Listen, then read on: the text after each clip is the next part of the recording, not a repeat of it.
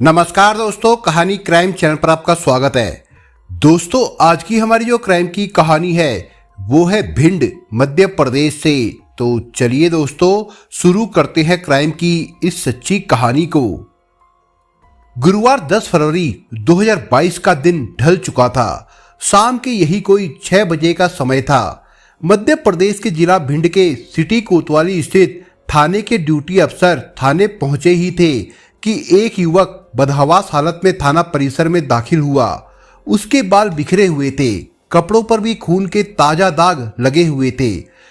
पहरा ड्यूटी पर मुस्तैदी के साथ तैनात संतरी ने उसे रोकने की भरसक कोशिश की, लेकिन वो सीधे ड्यूटी अफसर के सामने जाकर खड़ा हुआ और फिर हाथ जोड़कर नमस्कार करके अपना परिचय देते हुए कहा, सर, मेरा नाम रितेश साक्य है। मैं भिंड जिला अस्पताल में वार्ड बॉय के पद पर नौकरी करता हूं और गांधीनगर में अपनी पत्नी और 2 बच्चों के साथ रहता हूं। कुछ देर पहले मैंने स्टाफ नर्स के पद पर काम करने वाली अपनी प्रेमिका नेहा की गोली मारकर हत्या कर दी है। उसका शव नवीन आईसीयू वार्ड के स्टोर रूम में पड़ा हुआ है। सर, क्योंकि मैंने अपनी प्रेमिका की हत्या करके बड़ा अपराध किया है, इसलिए मुझे गिरफ्तार कर ले। युवक की बातें सुनकर ड्यूटी पर तैनात सुरजीत तोमर सन्न रह गए। वो आंखें फाड़े उस युवक को देखने लगे कि कहीं ये नशेड़ी या फिर सनकी तो नहीं है जो इस तरह की बात कर रहा है। हालांकि थाने में आकर कोई इस तरह का मजाक करने का साहस तो नहीं कर सकता, इसलिए जब उन्होंने उस युवक को गौर से देखा तो मासूम सा दिखने वाला वो युवक काफी संजीदा लगा। इसका मतलब साफ था कि वो जो कुछ कह रहा है वो सच है। तोमर ने इस बात की जानकारी कार्यवाहक थाना प्रभारी सुरजीत यादव को दी तो उन्होंने तुरंत उस युवक को हिरासत में लेने के निर्देश दे दिए। तोमर ने तुरंत युवक को हिरासत में ले लिया। थाना प्रभारी उस समय क्षेत्र में थे। सूचना पाकर वो तुरंत थाने पहुंच गए। सुरजीत यादव ने आरोपी रितेश से पूछताछ करने के बाद अस्पताल परिसर में स्थित पुलिस चौकी पर तैनात कांस्टेबल नागेंद्र राजावत से बात की तो उन्होंने भी घटना की पुष्टि कर दी। साथ ही ये भी बताया कि घटना के विरोध में अस्पताल की नर्सें और अन्य कर्मचारी अस्पताल में धरने पर बैठ गए हैं। धरने को लेकर लोगों में काफी आक्रोश है। थाना प्रभारी ने ये जानकारी एसपी शैलेंद्र सिंह को दी। इसके बाद एसपी के आदेश पर जिले के कई थानों की पुलिस जिला अस्पताल पहुंच गई। पुलिस ने सबसे पहले अस्पताल के स्टोर रूम में पहुंचकर स्टाफ नर्स नेहा के शव को अपने कब्जे में लिया। वो वहां खून से लथपथ पड़ी थी। उसकी कनपट्टी के बाईं ओर गोली मारी गई थी। वो सलवार सूट के ऊपर सफेद रंग का एप्रॉन पहने हुई थी जो खून से भीगा हुआ था। घटना स्थल का बारीकी से मुआयना करने के बाद वहां मौजूद नर्सों से पूछताछ करने पर यह मालूम हुआ कि मृतका आज ड्यूटी खत्म होने के बाद छुट्टी की एप्लीकेशन देकर 1 हफ्ते के लिए अपने माता पिता के पास अपना जन्मदिन मनाने के लिए मंडला जाने वाली थी। इससे पहले कि नेहा अवकाश पर मंडला के लिए रवाना हो पाती, ये घटना घट गई। नेहा का जन्मदिन 14 फरवरी 2022 को उसके गृह नगर मंडला में धूमधाम से मनाया जाने वाला था। स्टाफ नर्स की हत्या के बाद दिए जा रहे धरने से स्वास्थ्य सेवा लड़खड़ा जाने और वहां से तनावपूर्ण हालत के बारे में सूचना पाकर एसपी शैलेंद्र सिंह चौहान, एसपी आनंद राय, SDM Uday Singh forensic team के साथ मौके पर आ गए। फॉरेंसिक टीम ने घटनास्थल से सबूत जुटाए। फॉरेंसिक टीम का काम खत्म होते ही एसपी ने CMO doctor Ajit Mishra, civil surgeon doctor Anil Goyal सहित जिला स्वास्थ्य अधिकारी डॉक्टर देवेश शर्मा की मौजूदगी में घटनास्थल का बारीकी से मुआयना तो किया ही, साथ ही जिला अस्पताल में कार्यरत स्टाफ से पूछताछ करके नेहा के अतीत के बारे में जानकारी इकट्ठा की। इससे पता चला कि जिला अस्पताल में वार्ड बॉय के पद पर कार्य करने वाले रितेश नेहा से प्रेम करता था और उससे मिलने उसके धर्मपुरी स्थित कमरे पर भी आता जाता रहता था। लेकिन आज उन दोनों के बीच ऐसा क्या हुआ, किसी को पता नहीं था। इसके बाद पुलिस ने नेहा के शव को पोस्टमार्टम के लिए भेज दिया और उसके परिजनों को भी इस घटनाक्रम से अवगत कराते हुए शीघ्र भिंड आने के लिए कहा। वहीं इस हत्याकांड की विवेचना का दायित्व सीएसपी आनंद राय को सौंप दिया गया। इससे पहले जिला अस्पताल पुलिस चौकी में तैनात कांस्टेबल नागेंद्र राजावत की तहरीर पर धारा 302 तथा आर्म्स एक्ट 25, 27, 54, 59 के अंतर्गत मामला दर्ज कर लिया गया। जिला अस्पताल की नर्स नेहा चंदेला की हत्या के विरोध में नर्सों का दूसरे दिन भी धरना जारी रहा। इससे जिला अस्पताल के अंदर वार्डों में स्वास्थ्य सेवाएं बुरी तरह से लड़खड़ा गई थी। तमाम लोग अपने मरीजों की समय पर देखभाल न होने की वजह से मरीजों को बिना छुट्टी के ही बेहतर उपचार के लिए वहां से ग्वालियर लेकर रवाना हो गए। हड़ताली नर्सों को समझाने के लिए SDM Uday Singh Sikarwar, CMO doctor Ajit Mishra, civil surgeon doctor Anil Goyal ने काफ़ी जतन किया, लेकिन जब वे इसमें सफल नहीं हुए तो उन्होंने थक हार कर नर्सेज एसोसिएशन की प्रांतीय अध्यक्ष रेखा पवार को ग्वालियर वाहन भेजकर बुलाना पड़ा, जिसके बाद उनकी समझाइश पर आक्रोशित नर्सें शाम 4 बजे काम पर लौटने के लिए तैयार हो गई। हालांकि इससे पहले जिला अस्पताल के द्वार पर ताला जड़े रहने से उपचार के अभाव में नयापुरा निवासी फिरोज खान की बेगम नाजिया की मृत्यु हो गई थी। रोज की तरह 10 फरवरी 2022 को भी नेहा चंदेला अपनी ड्यूटी पर पहुंचकर अपने कामकाज में जुट गई थी। शाम को कोई 5 बजे के करीब उसके मोबाइल फोन की घंटी बजी तो उसे हैरानी हुई कि ड्यूटी समाप्त होने को है, इस समय कौन फोन कर रहा है। लेकिन जब मोबाइल फोन की स्क्रीन पर चिर परिचित नंबर देखा तो वो चौंकी भी और परेशान भी हुई कि रितेश कैसा बेशरम शख्स है जो उसके मना करने के बावजूद भी हाथ धोकर पीछे पड़ गया है। फोन रिसीव ना करना शिष्टाचारवश उसे उचित नहीं लगा, क्योंकि वो इस बात को भली भांति जानती थी कि रितेश तब तक कॉल करता रहेगा जब तक कि वो उसकी कॉल रिसीव नहीं कर लेती। लिहाजा नेहा ने मन मारकर रितेश का फोन रिसीव कर लिया तो रितेश ने उससे अनुरोध किया, आज शाम छुट्टी खत्म करने के बाद मंडला जाने से पहले प्लीज एक मर्तबा तुम मुझसे अकेले में मुलाकात कर लो, इसके बाद मुझे कभी भी तुमसे बात करने का मौका नहीं मिलेगा। नेहा असमंजस में पड़ गई कि क्या करे और क्या ना करे। रितेश साक्य नेहा का बॉयफ्रेंड था, वो भी उसी अस्पताल में वार्ड बॉय था।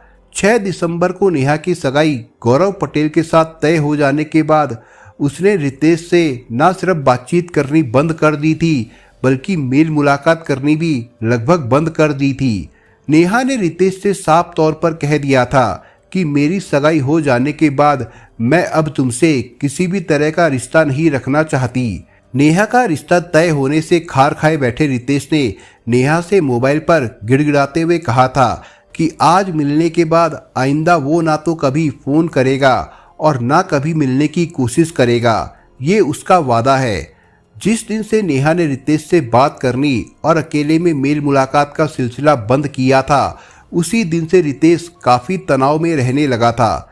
रितेश के अनुरोध पर नेहा ने ड्यूटी खत्म होने के बाद स्टोर रूम में सिर्फ अंतिम बार बात करने के लिए इस शर्त के साथ अनुमति दे दी थी कि वो अपनी बात मनवाने के लिए किसी भी तरह की हट नहीं करेगा। ड्यूटी समाप्त होने से कुछ समय पहले शाम 5:10 पर रितेश कमर में देसी पिस्टल लगाकर स्टोर रूम में दाखिल हुआ। रितेश को देखकर नेहा ने रूखी आवाज में कहा, जो भी बात करनी है जल्दी करो, मुझे छुट्टी का एप्लीकेशन देकर मंडला के लिए निकलना भी है। वार्ड बॉय रितेश को इतनी तो समझ थी ही कि जिस नम्रता के साथ अपनी प्रेमिका से अंतिम बार मिलने के बहाने स्टोर रूम में दाखिल हुआ है, उसी का आश्रय लेकर वो अपनी बात मनवाने के लिए नेहा पर दबाव बनाने का प्रयास करेगा। बातचीत की शुरुआत में ऐसा हुआ भी। उसने नेहा से एक बार फिर गुजारिश की कि वो उसका ज़्यादा समय नहीं लेगा, सिर्फ 10 मिनट में ही इत्मीनान के साथ बातचीत करेगा। नेहा चूंकि जिला अस्पताल में ड्यूटी पर थी, इसलिए उसे किसी तरह का खतरा रितेश से महसूस नहीं हुआ। नेहा का सोचना था कि रितेश अंतिम बार उससे इत्मीनान के साथ बातचीत करके अपनी भड़ास निकाल लेगा तो उसकी शादी करने वाली हट खत्म हो जाएगी। इसके बाद हमेशा के लिए उसका रितेश से पीछा छूट जाएगा। यही सब सोचकर उसने रितेश को बातचीत करने के लिए अपनी सहमति दी थी।